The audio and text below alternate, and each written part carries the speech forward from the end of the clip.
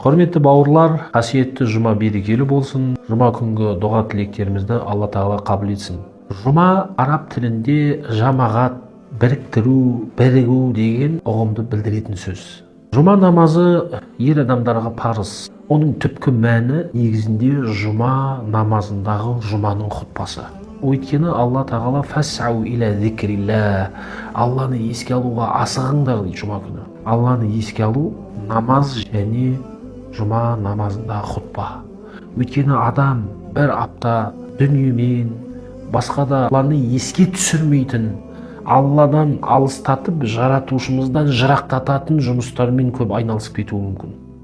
Сондай адамдарға Алла тағала аптасына ең аз дегенде бір мәрте жұма күні жұма хұтпасын тыңдау арқылы Алланы еске түсіреді. Бірақ алайда біздің қоғамда жұма намазындағы жұма хұтпа ол қысқа нұсқа айтылады.